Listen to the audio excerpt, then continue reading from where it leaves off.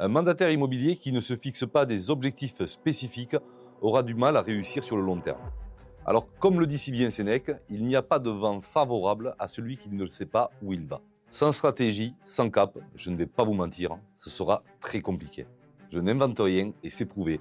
Les gens qui se fixent des objectifs spécifiques ont 3 fois plus de chances de réussir dans leur projet. Alors aujourd'hui, dans ce nouvel épisode de La Cadence, je vais vous expliquer comment atteindre vos objectifs en vous fixant des objectifs atteignables. On va parler de la méthodologie SMART, récemment évoluée en SMART-R avec le E pour évaluer et R pour réajuster. Spécifique, mesurable, atteignable, pertinent et surtout limité dans le temps. Alors pour que vous compreniez mieux ce qu'est la méthode SMART, on va l'appliquer à quelque chose que vous connaissez tous très bien, la prospection. La prospection, c'est un rebut pour beaucoup de monde, surtout dans le commerce et encore plus dans l'immobilier. Et avec cette méthode, je vous garantis que vous verrez la prospection d'un œil différent. On va d'abord prendre le S de SMART, spécifique. C'est avant tout quelque chose de simple à comprendre et facile à mettre en œuvre. Mais indispensable dans cette méthode, pour la prospection, on va d'abord définir, mettons, des zones. Je vais parler pour un conseiller qui serait sur Toulouse. Il devra choisir, admettons, 2 quartiers. On va l'illustrer avec, mettons, le quartier Esquirol et le quartier Capitole. Et se cantonner à ces 2 quartiers. C'est donc simple, c'est efficace et on sait sur quel champ d'action travailler. Ensuite, prenons le côté mesurable. Disons que cette personne va travailler 2 heures par jour sur ces zones qu'elle a définies, dans laquelle elle aura pour but d'aller nouer du contact pour enfin prendre du mandat ou en tout cas des contacts à cœur ou même des apporteurs d'affaires. Atteignable, un point très important.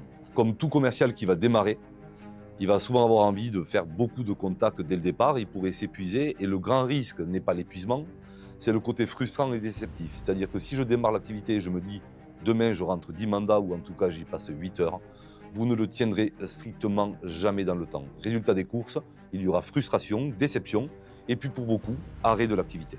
Vient ensuite le côté réaliste des choses, c'est-à-dire qu'on va prospecter pour créer du contact et pour notre métier, rentrer des mandats et puis vendre et sortir ces mandats. Alors partons du principe qu'on va se fixer chaque semaine de faire un certain nombre de contacts pour réaliser, admettons, 2 mandats de vente. 2 restent pour le démarrage un bel objectif et surtout réaliste au vu de l'activité. Et bien évidemment, le point qui est le plus important sur la fin, afin de pouvoir faire un bilan de ce que vous avez fait, c'est le limiter dans le temps. Alors on va pour l'exemple se dire qu'on va faire ça pendant, admettons, 1 mois, voire 2. D'ailleurs sur la prospection, c'est pour moi une vision beaucoup plus à moyen terme, donc disons 2 mois.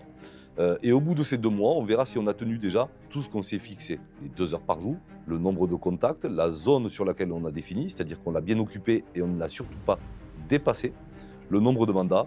Et je vous garantis que déjà en appliquant cette méthode, vous allez avoir beaucoup plus de résultats. Et c'est aussi une autre façon pour vous d'aborder la prospection avec une posture totalement différente. Je pars à la découverte de clients et je n'y vais pas spécialement pour rentrer des mandats et faire des ventes.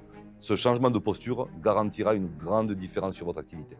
Alors attention, la méthode SMART est intéressante pour clarifier ses objectifs. Bien évidemment, la méthode SMART à elle seule ne garantit pas un business qui fonctionne. Pour qu'un business fonctionne, on doit avoir une stratégie d'ensemble.